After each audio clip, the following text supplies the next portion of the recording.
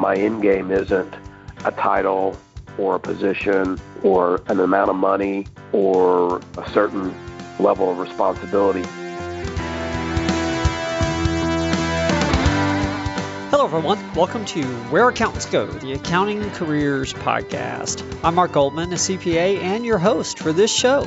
Well, today we're going to visit some very interesting areas of accounting work: consulting, litigation support, forensics, and even some M&A or merger and acquisitions projects. Stephen Oliver of Gethsemane Partners joined us for today's episode, and Stephen is a friend of mine from many years ago. He's had quite a career, actually, from getting on at an early age with a startup firm where he got to work on business plans, and this was while he was still in college, by the way, to continuing to focus his career on consulting projects, like I just mentioned a second ago. He's worked at both large and small accounting firms, and in both large and small industry, all of which makes his consulting background or value to the client that much better. Honestly, I didn't realize how diverse his background was until this interview, and I've known him for quite a while. I really think you're going to enjoy the story of Stephen's career journey thus far. It's got a lot of value, particularly for those individuals looking to focus in some of those special areas of accounting. If you do enjoy and learn something from this episode, please let us know by sharing it out on social media or leaving us a review. We always appreciate that. And if any of our books interest you as well, we have several available on Amazon on accounting career topics. Be sure to check those out. Well, with that, let's go ahead and get started with today's guest, my friend Stephen Oliver of Gethsemane Partners.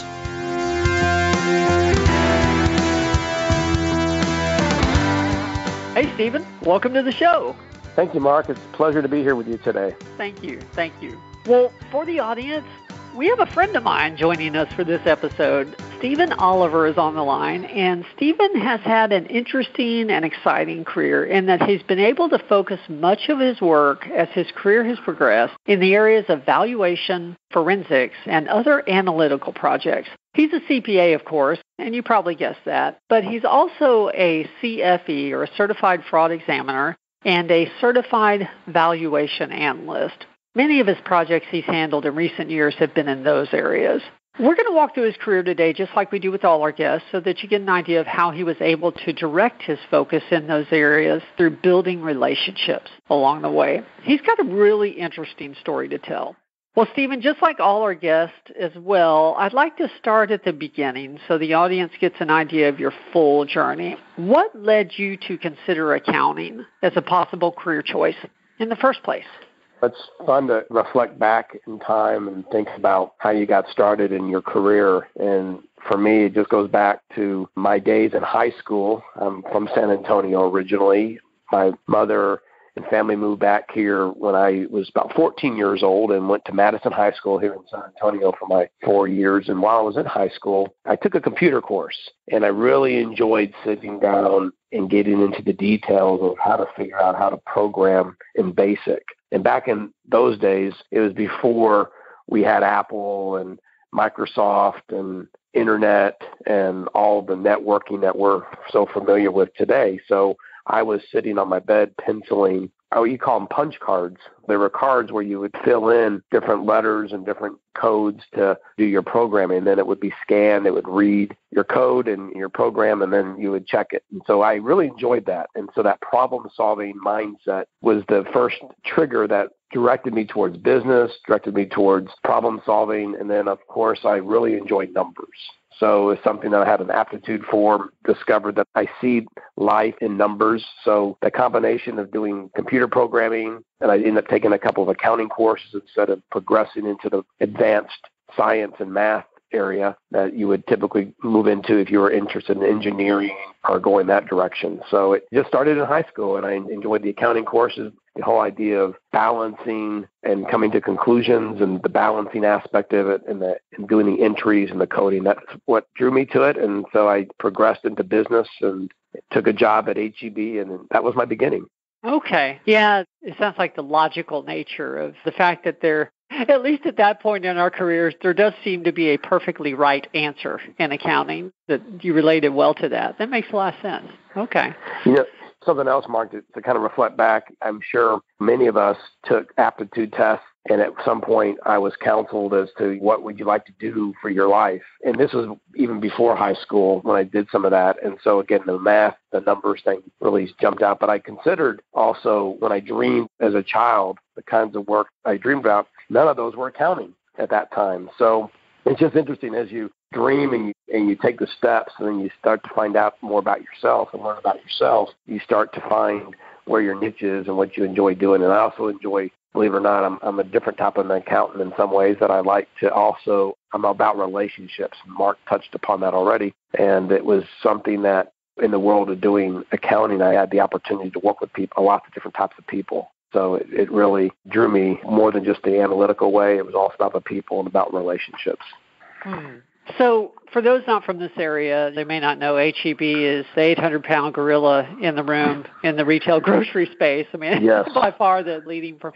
Was that an accounting job that you got with H-E-B, or was it? Believe it or not, I honed all my skills around understanding how a business operates. I was real fortunate with H-E-B. My first job was sacking groceries and then doing all the behind-the-scenes things to keep the front lines moving in a grocery store. So it was a fun job that led me to, I ended up working in the grocery department, the deli department, what we called the time we used to have for those, and I'm dating myself here a little bit, but we used to have something called VCRs, and the prelude to all the types of things we do today with movies online and so forth. But I worked in a video store, and the most important thing is H-E-B believed in me. And so they helped fund my education through college. And so I just stayed really focused in, again, back to the people thing. I really enjoyed serving people and working with people and doing a variety of work. And H-E-B gave me that opportunity to experience that. Okay. Yeah, it sounds like you learned a lot about operations during that. I sure did. Good thing. So what was your first accounting job, I guess, either in college or out of college? Well, believe it or not, it was an internship, 2 internships. One was when I went to the University of Texas at Austin and finished up my undergraduate work there. And while I was there at UT Austin, I took 2 classes where I had to work with small business owners in Austin developing business plans.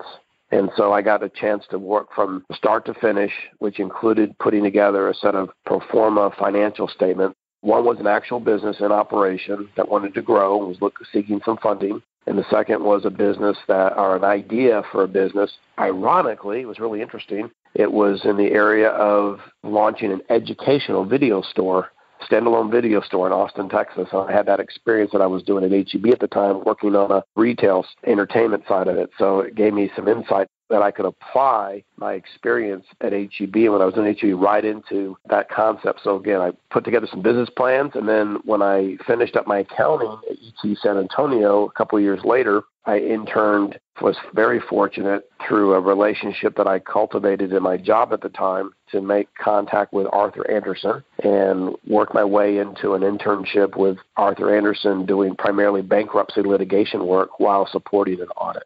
Those 2 experiences, in addition to the education, both in high school and college, gave me a good foundation for what auditing and what consulting was like from an accounting perspective. You even had sort of exciting non-traditional internships.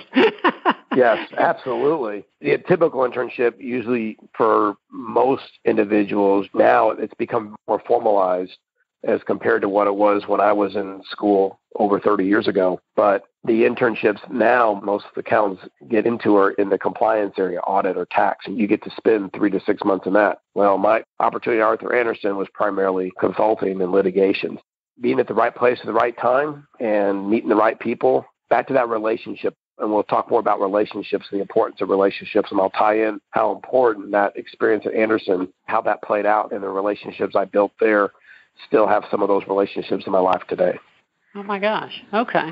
So when you, I guess, got your first professional job, was it in the, full-time post-graduation? Was it in consulting as well, or did you work in one of the compliance areas? Well, that's a great question, and the answer is all the above. That was really cool. While I was doing that internship at Arthur Andersen and going to night school, I was going to night school at UT San Antonio to do my accounting. One of my accounting professors, and remember I shared, she worked for Frost Bank at the time and then taught the technology accounting course that we all had to take in undergrad. she and I hit it off really well because of my experience and what I was doing. And so as it turned out, my internship finished at Peterson, and that happened in the summertime, and there wasn't any position available for me to step into on the audit side until later in the year. So I was kind of left not sure where I was going. And so I reached out to this professor, and she hooked me up with a group of guys that just left KPMG and started their own CPA firm, and were looking to hire their first staff person to come on board to help them in audit, tax, and consulting.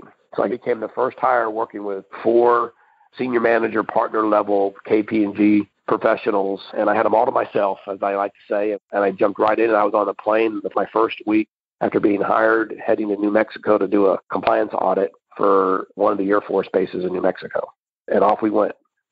Oh my gosh. Okay. Well, I do want to move forward in your career. Before we do, though, is there anything from that time period that you can identify that just made a difference in your professional development? Because here you go to work with some very experienced people, but at a very new firm where obviously sometimes you're thrown in sink or swim.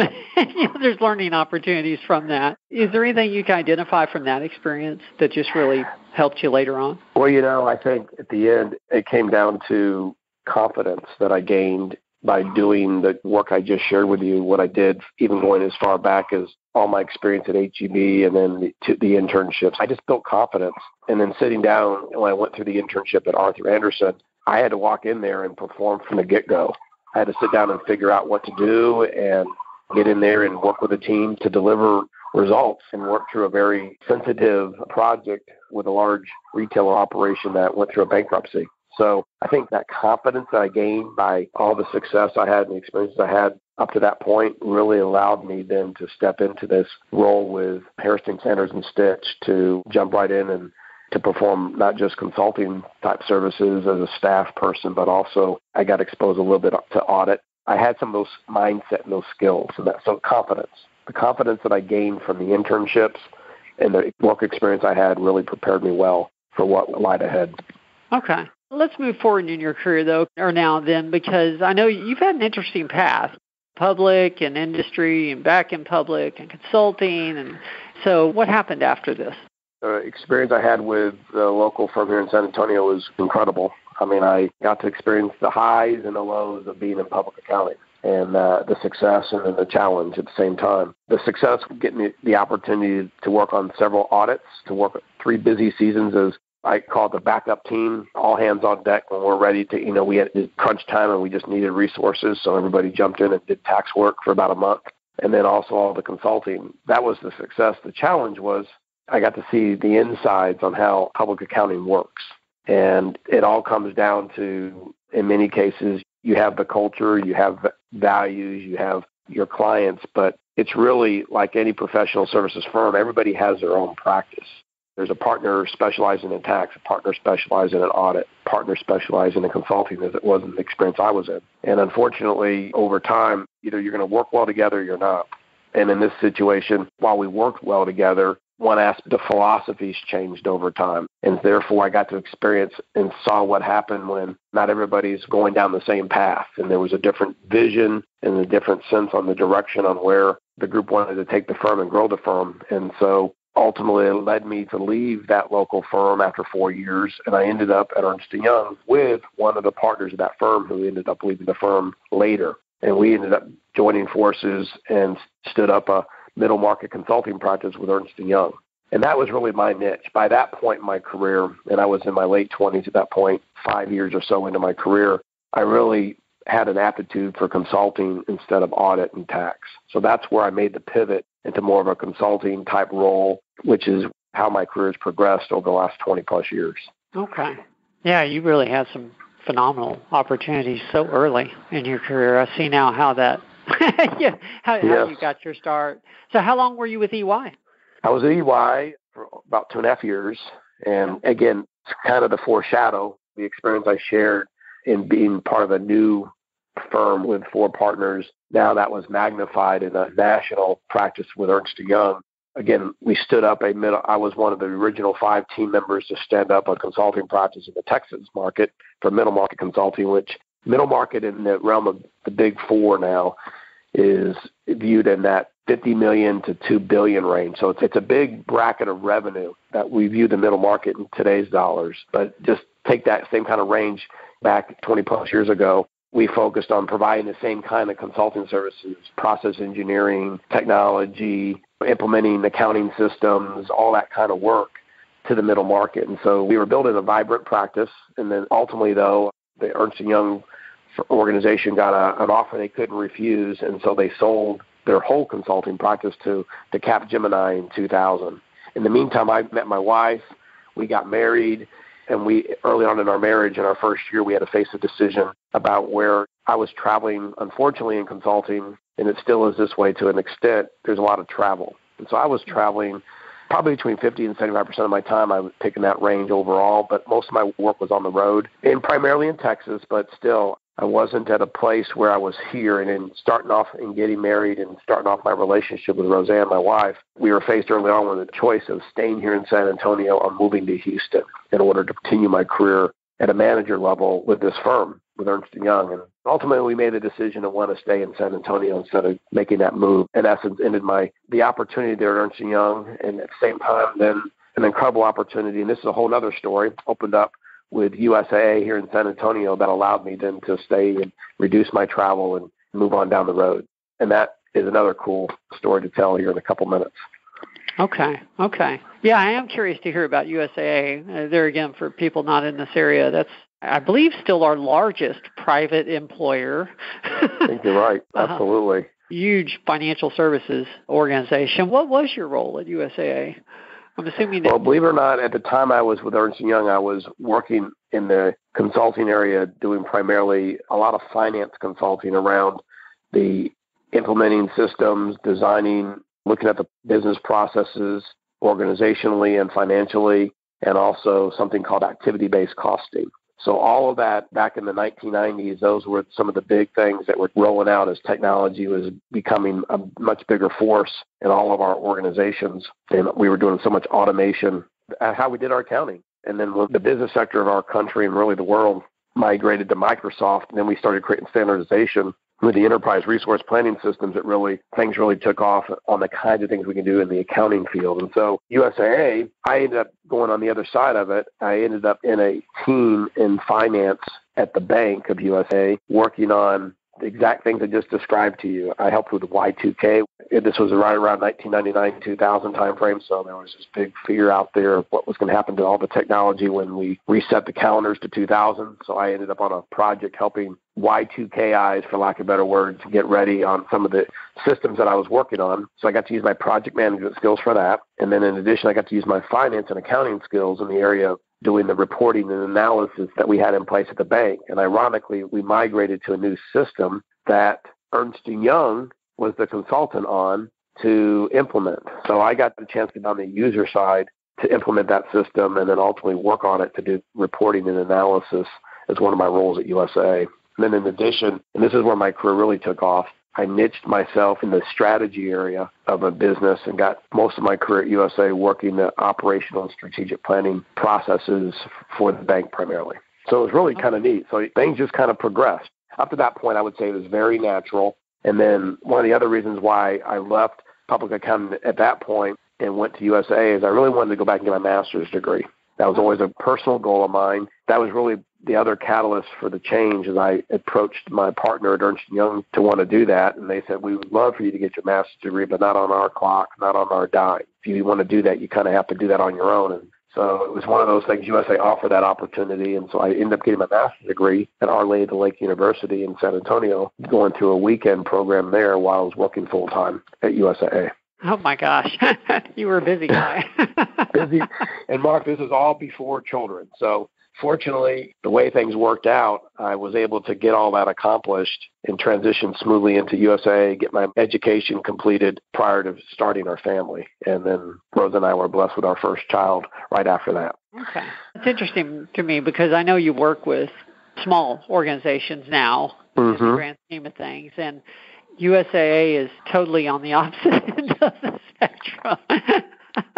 Did you enjoy the mega organization environment? That's a great question and keen observation, Mark. The short answer is there's pros and cons to working in companies versus working in public accounting. But what I really enjoyed about it, again, back to relationships, was all the relationships I developed. I always describe my 6 years at USA as I worked for 50 different people because I was in a really unique role doing a lot of the operational strategic planning where the USA has a very fine-tuned process and it's around doing that. That's why they continue to be so successful. And I just jumped right into the middle of it, and then I got a chance to really quarterback that process for the bank. And at the time, we were growing substantially, doing a lot of technology implementation to improve the processes and the way we delivered our services at the bank. So I really got involved in that. But I really had 50 bosses. Every executive I really met and got to know and worked with many of those executives there at the bank. And so it gave me a chance to learn how to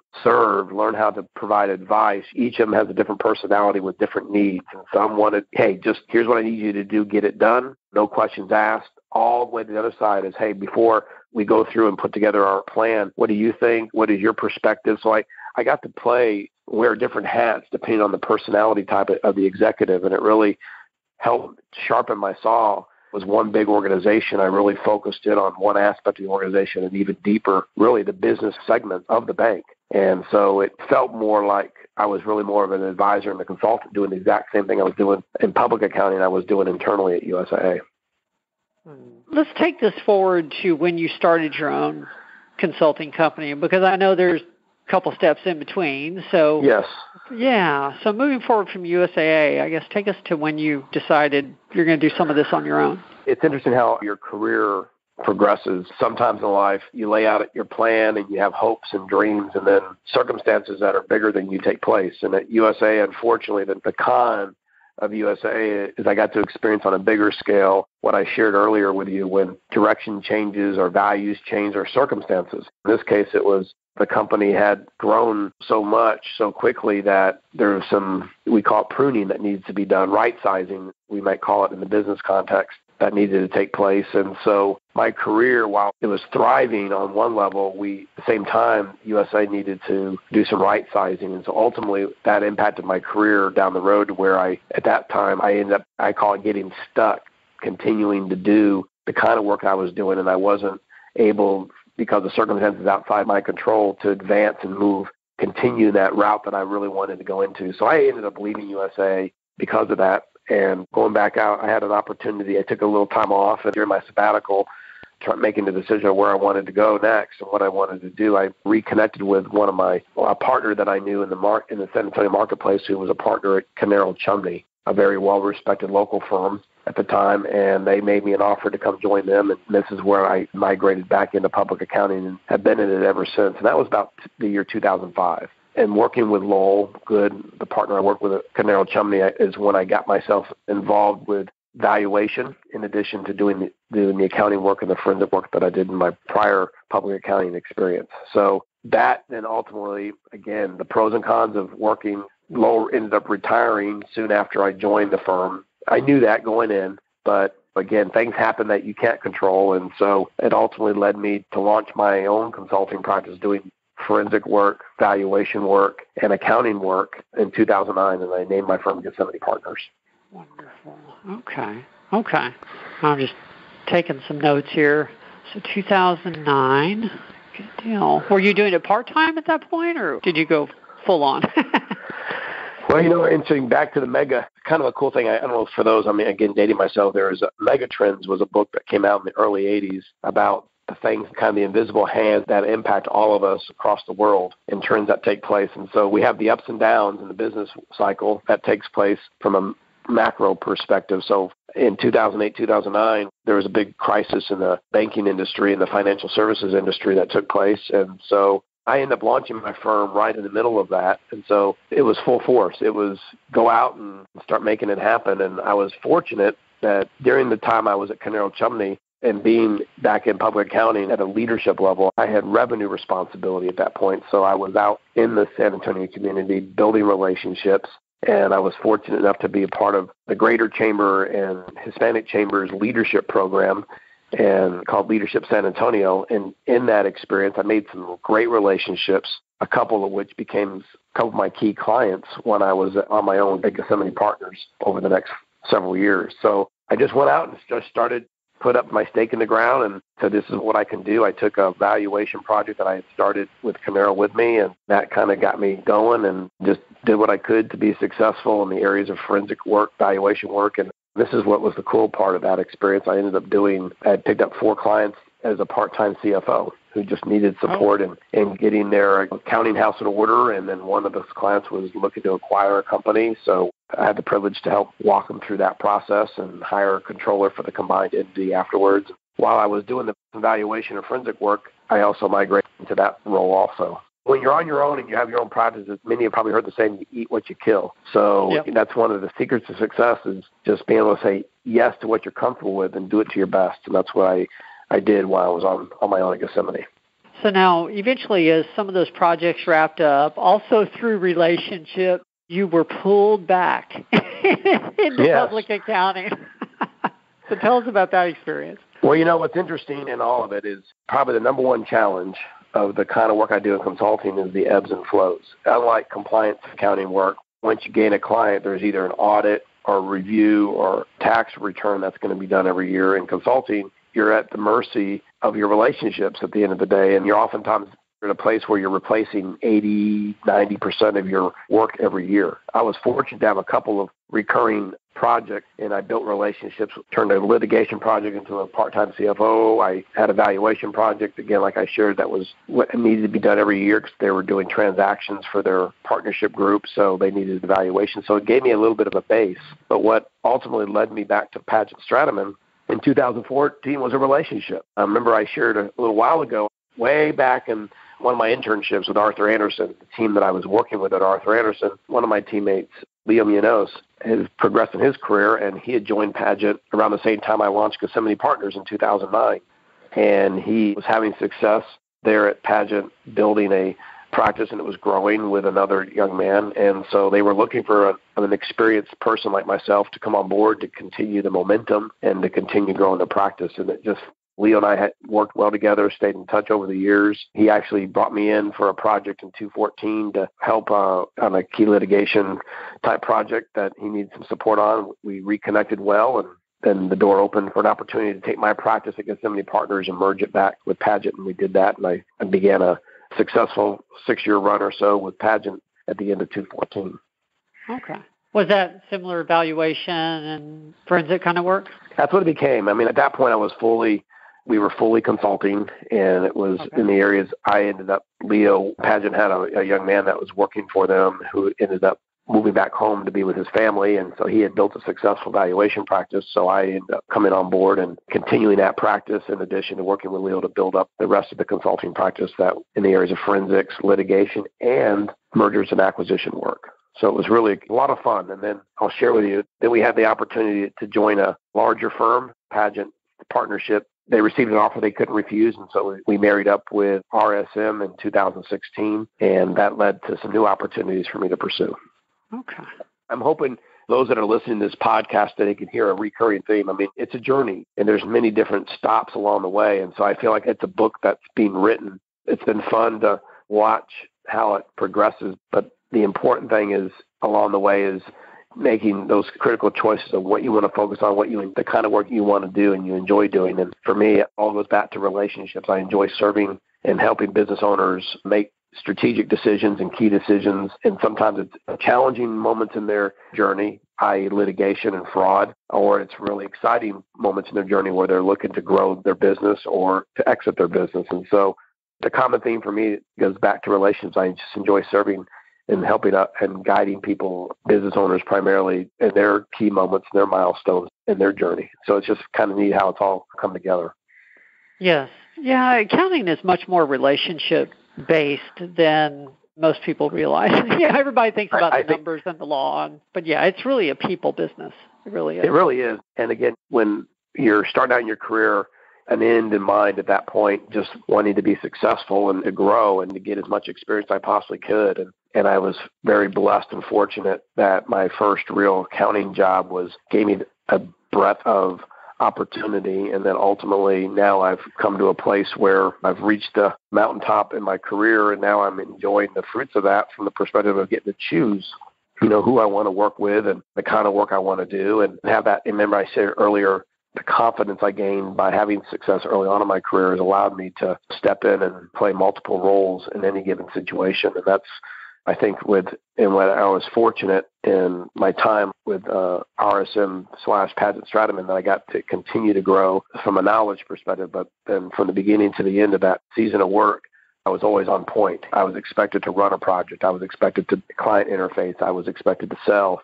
What you're not hearing is I made a choice early on in where I wanted my career to be, the level of success I wanted to have in my career. And there's a trade-off in that. I really enjoy the serving and guiding component more than I enjoy all of the client relationship management and partner level work that comes with running a practice. I made certain choices along the way, and how my career's worked out so far has put me in a place, and now I'm fortunate to be back out on my own, and I'm excited for what the future has to hold. I didn't pick this up until just what you were saying right then. You've had a high level of responsibility in your positions, and you've had a high level of, autonomy to make decisions where judgment was necessary from really your first role. I mean, even HEB actually, but particularly that startup accounting firm. And you've taken some risk, but it's paid off. You've taken risks that probably others wouldn't have taken. They may have started a larger company early in their career or whatever. And that's helped you focus your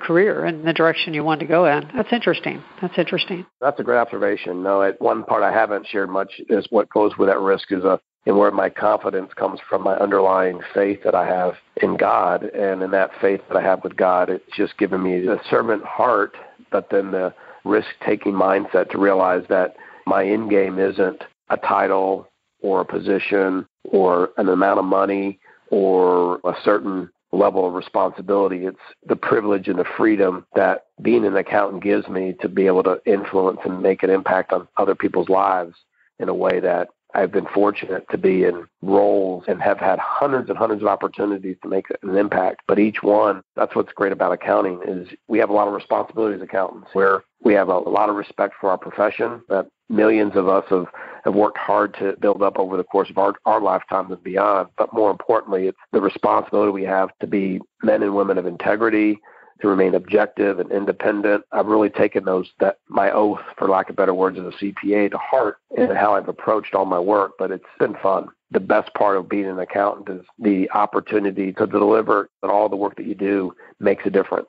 And it's a necessary work in order to either solve problems or to run a business or to make decisions. I enjoy all three of those kinds of opportunities in the work I do. I was going to ask you what keeps you coming back to this kind of work, and instead of the more cyclical compliance kind of work. I can tell it's the service aspect. You really enjoy serving the public aspect of it. Yeah, I really do. And maybe this is trite. I really enjoy helping people, help themselves and thrive in what their purpose in life is all about. But I also like problem solving. I like jumping in and rolling my sleeves up and getting dirty and fixing things. And it goes all the way back to what I discovered when I originally shared with you when I was doing the computer programming in BASIC. And it's that theme. It's funny that when I talk about how I serve my clients today, one aspect of how I serve my clients is helping them simplify their financial processes, simplify how they approach making financial decisions for their business. And it all goes back to what we learn as accountants. We learn about the basics of telling the business story, the balance sheet, the income statement, and the cash flow statement, and how important, as an accountant, we're experts at knowing and understanding some of the nuances of all those things, but how they work, those three statements work together to tell you the story of how your business is doing. And what I've found over the years is the responsibility we have as accountants to be able to articulate that and communicate that. And it's not just serve, but it's really leading and being the expert. In my case, my clients, but it could be your CEO, it could be the business owner you work for, it could be the nonprofit board, the board that you're working for, but you're the finance mind. You're the expert in that, and there's responsibility that comes with that. So I enjoy the problem-solving part of it. I thrive taking something from complex and simplifying it and finding solutions where we can make decisions. That's what I enjoy. That's probably why I enjoy the consulting side of what an accountant is as opposed to the compliance side. Makes sense. Well, I end every podcast with the same three questions. So last question before we get to those, I guess. So tell us, what does the future look like for Gethsemane Partners, or what kind of work are you focusing on now? What's your vision like for the near future?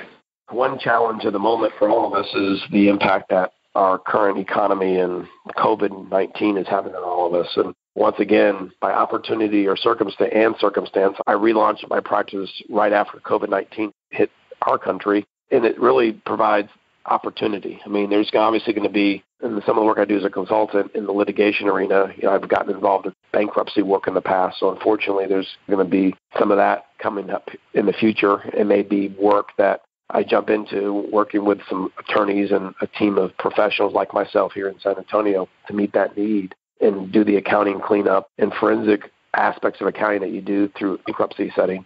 So there's an opportunity there because of COVID-19. But really for me, it's more about the next step. I had come to a place at RSM, unfortunately, and I've seen this happen in my career before where I've kind of plateaued and I had a choice to make. I was migrating into a different area and different role at the firm, but unfortunately, this happened to me several times in my career. Circumstances I can't control took place, and so that opportunity, that door shut on me. So relaunching my practice made the most sense, and as I've done that, I'm taking what I've gleaned and what I learned at RSM, and I've reshaped my practice some and more focused on the strategic aspects of providing advisory services to small businesses in hopes that in 3 to 5 years, once we get to the other side of COVID and the economy begins its next migration up, as we know that we go through cycles, I'll be well positioned not only to meet the need of the challenges of COVID, but then the new opportunities that take place strategically and help in guiding companies make strategic decisions that allows them to thrive and get to the next phase of their business life cycle. So that's what I'm excited about. That's what I'm hoping to accomplish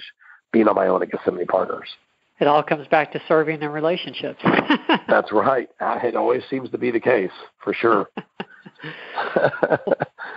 Well, I do end every show with the same 3 questions, so we probably better get to those. The first one's usually the easiest. From a career perspective, what's been your proudest moment? That's a question I could probably talk on for the next hour, just thinking about all the blessings that, just being blessed to be in moments with clients.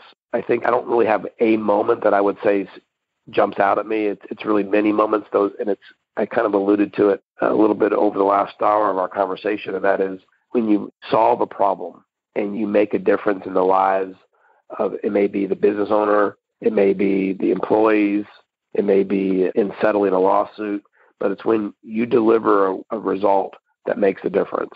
I'm really proud of those. I'm really proud of those moments and being able to consistently do that over the course of my career. And I believe the reason I'm able to do that is I'm really thinking about the person I'm serving and what I can do to create a win solution or win-win solution, depending on the circumstances, for the party or parties that I'm serving. And so because I have that desire and that passion for that type of an outcome, the proudest moment that I have is when you deliver something and they say, well done, or thank you. I couldn't have done this without you. I trust you and I appreciate the hard work. So it's just those moments that you get to experience. And as an accountant, I think it's not the mundane. It's not the putting together financial statements. It's not writing the report. Here's the valuation. Here's what you're worth. The process of building that relationship and helping your clients or your boss, depending on where you work, make the decisions they need to make, and you are a part of that. That's very, yes. Always comes back to serving there again. Yes. Can't help myself, Mark. It just seems to be, that's kind of how I'm wired, I mean, it's the way it's worked out over time. So, yes. Well, second question, tell us a lesson that you learned the hard way. And the more you can tell us about the situation, how you learned it, the better, of course, because that's how we learn.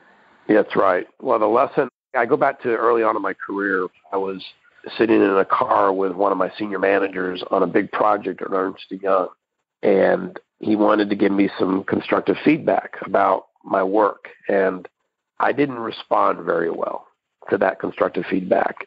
I spoke and responded before I heard this personality. Really, when I reflect back on it, really had my best interest at heart. He was really there coaching me, but I didn't take it as a coaching opportunity. I took it as someone slapping my hand, and I disagreed with his perspective at that moment, and I didn't respond well. Fortunately, I caught myself, and he was extra patient with me, and so we were able to circle back and reconcile, and I was able to then finally receive the feedback that he wanted to give me to help me progress in my career. And what he was really doing was coaching me up, pointing out a couple of things that I needed to work on in order to better position myself to become a manager at Ernst & Young.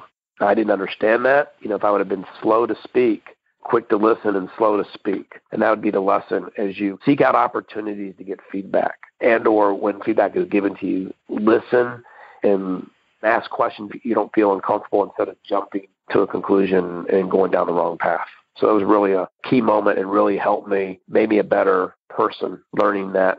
It's interesting, incidentally, from a timing perspective, just as a side note, that experience happened right as I was in the process of getting married. So it really helped me, not just from a professional perspective, but it helped me personally too, to be able to learn to trust others and know that they have my best interests at heart. Mm-hmm. That's good advice, a good lesson to learn for all of us, no matter where you are in your career, actually. That's right. And I still think there's still moments, right? Take that deep breath and give people the benefit of the doubt. Sometimes it's easier. We do it to ourselves in this situation. I was really striving to get to that next level, and here is this guy willing to help me out. But at the same time, I was just like, I had my defenses up instead of my open heart up. I learned a valuable lesson that day, and it really paid off. I can look forward then from that point and see many more incidences where that same kind of situation happened, and I was able to respond more maturely and receive the feedback. And oftentimes found it wasn't really constructive. It was just positive reinforcement. But the way I responded shaped the way the person shared the feedback with me. So that's key. We can control how we respond to things. I learned that very valuably at that point. Good lesson. Well, last question, and then we'll go ahead and close it down. What is the best piece of advice that you have ever received? I don't know how I'm going to say it, but I'm just going to say it. I was early on in my career with that local firm I worked for here in San Antonio, and one of the partners at the time, we were out on the road and we were having a good time, and he asked me what I saw my career going. And I talked about success and wanting to become a partner and do really well.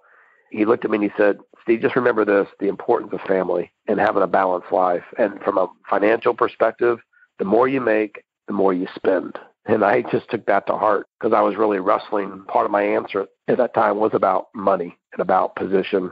Normal stuff, things you think about when you're getting going in your career as you see the horizon. I took that to heart. Interestingly enough, I watched when that firm separated, that partner and another partner stayed together and continued operating as CPAs together for over 20 years after that. And they made decisions to manage their practice to a level that allowed them to keep a life balance and keep their life in priority.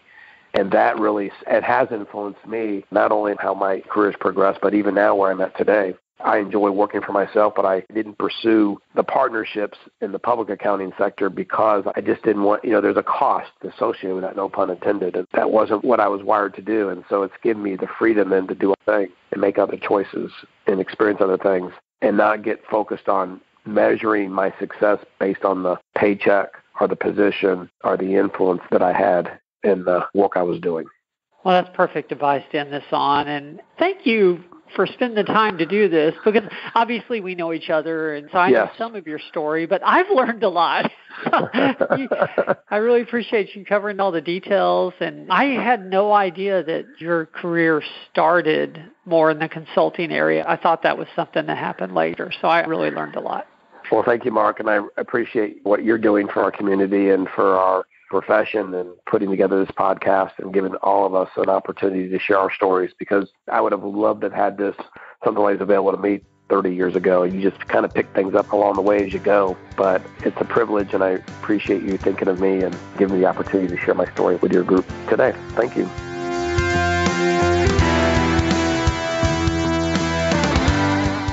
Well, that was my interview with Stephen Oliver of Gethsemane Partners. And a couple takeaways from this episode, for me at least, were number one, the importance of relationship. And Stephen mentions this a few times, actually, during the podcast. But most, if not all, of the opportunities he's had somehow came from a relationship. And I think that's important for us to realize or to remember, because accounting really is much more of a people business than most of us typically think. We always think of the numbers and the business law and the analysis and that kind of stuff, but accounting really is a people business. And then secondly, I don't know if you picked up on this, but Stephen's early opportunities in his career were at small firms, startup firms. And they were opportunities that some individuals earlier in their career, some students may look at as not as attractive because they're not with large organizations. And the reality for Stephen's career is that because he took those opportunities with smaller firms, he was able to do more interesting work, frankly, at a very early age, and that launched his career in consulting. So there's definitely a lesson to be learned there. Well, once again, thank you for joining us. This has been Where Accountants Go, the Accounting Careers Podcast. We appreciate that you choose to spend your time listening to our weekly show. If there's anything I can do for you personally, please reach out to me. It's Mark Goldman. I'm very findable on LinkedIn, and I'm always happy to help. Well, with that, I think we'll go ahead and wrap it up. Thank you for joining us. We'll see you next week. There's more to come.